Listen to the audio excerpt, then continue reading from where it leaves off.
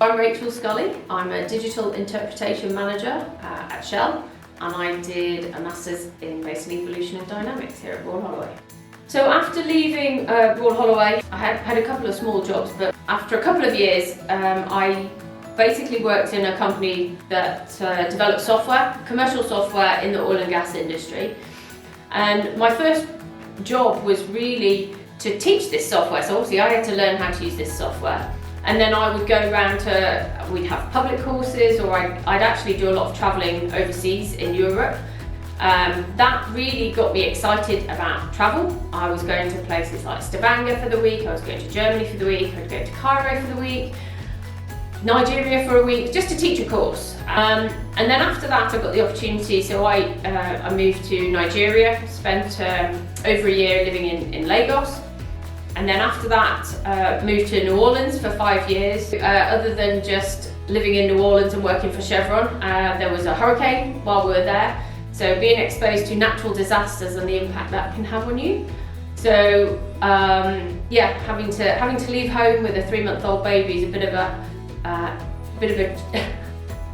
a challenge. But yeah, just learning from that and being resilient. After New Orleans, we moved to Trinidad. With our little gingerhead girl, and we moved to Houston for a while. But most of these positions were really based in oil and gas companies or energy companies, helping people use the software. In fact, it was when I was in Houston that I was hired by Shell. We moved to Perth, Australia. So from Houston to Perth with the family, 3 kids and a husband at that point. So yeah, joined Shell about 9 years ago.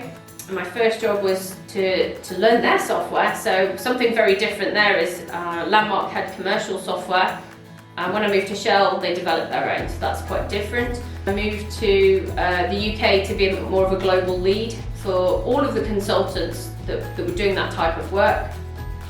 I'm now a leader or a manager of technical people, and that's slightly different skills rather than just being technically experts or technical expert. I now need to manage other people and their development and how to motivate them.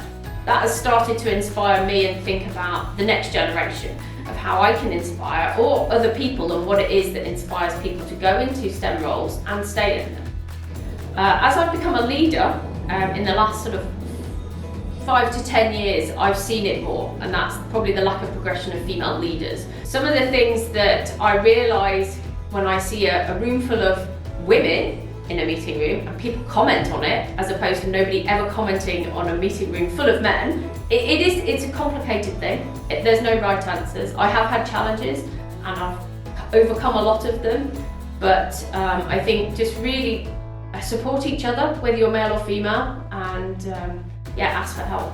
You know, there's so many options out there. Don't be limited, but also you won't know what those options are. Find somebody who's in the same industry that you're looking to go into, whether that's STEM or not, and ask advice. Don't be afraid to find out what other people have done, the different routes they've taken, whether that's a mentor or just seeking advice from people. So many people have colourful backgrounds and experiences that it'd be a real shame not to take advantage of what other people have gone through.